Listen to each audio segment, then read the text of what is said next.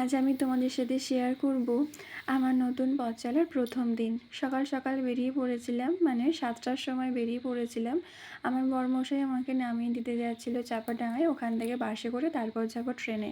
আমি আছি এখন মায়ের বাড়ি। মা আমাকে টিফিন করে দিয়েছিল, তাতেও ওর হয়নি। সারাদিনের ব্যাপার বলে আসতে অনেক রাত হয়ে যাবে, তার জন্য আমাকে আরও অনেক কিছু খাবার কিনে দিচ্ছিল যাতে আমি টাইম মতো খাই। আমি যদি টাইম মতো না খাই, টাইম মতো মানে সমস্ত কিছু না চলে না, আমার মাইগ্রেনের সমস্যা তো, আমার ভীষণ কষ্ট হয়। সেই জন্য সেই দায়িত্বটাও নিয়েছে, যেহেতু এটা আমাকে পার ডে যাতায়াত করতে হবে। আর একদিন ছাড়া হলে ওর কোনো চাপ নিত না, কিন্তু আমাকে বাইরে বেরিয়ে কাজ করতেই হবে, তাই আমিও একটু রিস্ক নিয়েছিলাম এই সময়তেই। তারপরে চলে গিয়েছিলাম বাসে করে তারকেশ্বর, ওখান থেকে ট্রেন ধরে চলে যাব আমি আমার লোকেশানে। ট্রেনে কোনো ভিডিও নিইনি, এত ভিড় থাকে সেই জন্য আমি আর রিস্ক নিইনি।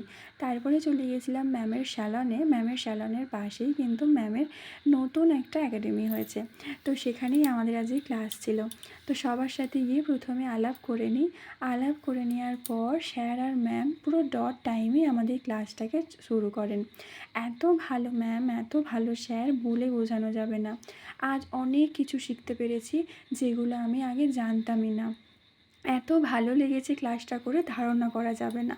যদি না করতাম মিসই করে যেতাম। এই যে দিদিভাইটা দেখতে পাচ্ছ, উনি এসেছেন পুরুলিয়া থেকে। উনি এখানে ঘর রেন্টে নিয়েছেন।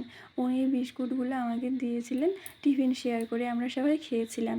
এই যে সিজারটা দেখছো, এটার দাম 50,000 টাকা। ওই যে কোমগুলো দেখছো, ওগুলো হচ্ছে একটার দাম 4,000, একটার দাম 5,000। এগুলো হচ্ছে স্যারের। আজকে আমাদের থিওরির ওপর ছিল, যেহেতু ফার্স্ট ডে, তারপরেও ছিল একটা অ্যাডভান্স হেয়ার কাট।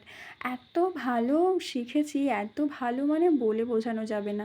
যদি আমি ক্লাসটা জয়েন না করতাম তাহলে সত্যি অনেক কিছু মিস করতাম। এত ভালো বিহেভিয়ার ধারণা করা যাবে না।